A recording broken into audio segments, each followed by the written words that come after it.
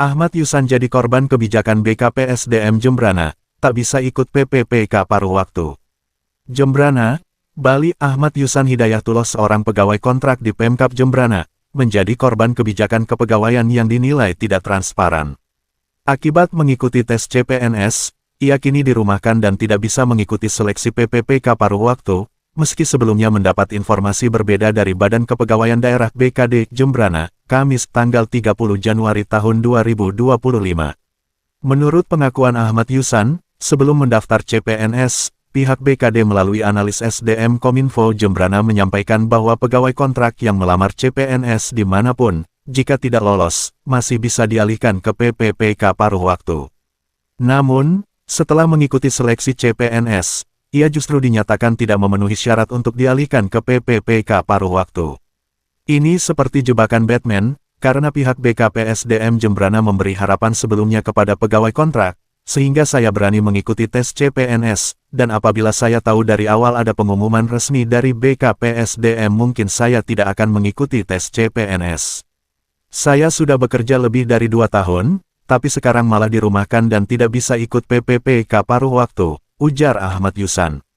BKPSDM Jembrana mengacu pada hasil konsultasi dengan Kementerian Dalam Negeri, Mendagri, dan Kementerian Pan-RB terkait nasib pegawai non-ASN dalam masa transisi ke PPPK. Namun, keputusan tersebut tidak diumumkan melalui surat resmi, melainkan hanya disampaikan melalui pesan WhatsApp yang disebarkan ke Organisasi Perangkat Daerah (OPD). Beberapa poin utama dari kebijakan BKPSDM Jembrana adalah: 1. Pegawai non-ASN database dan SK2 masih bisa menerima gaji seperti sebelumnya dengan penetapan SK Bupati.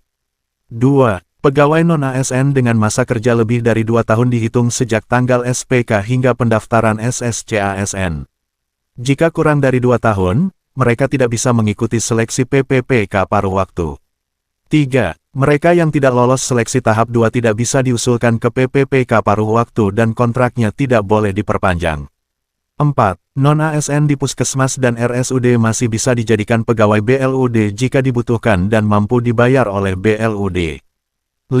Pegawai non-ASN dengan masa kerja 2 tahun yang tidak masuk database dan telah mengikuti seleksi CPNS tetapi tidak lolos, tidak bisa mengikuti seleksi PPPK paruh waktu.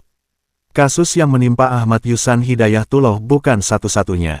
Banyak pegawai kontrak lain di Pemkab Jembrana mengalami nasib serupa akibat aturan yang berubah mendadak tanpa sosialisasi resmi. Mereka merasa dirugikan karena telah mengikuti prosedur yang sebelumnya dikomunikasikan oleh BKD, tetapi kemudian diperlakukan berbeda.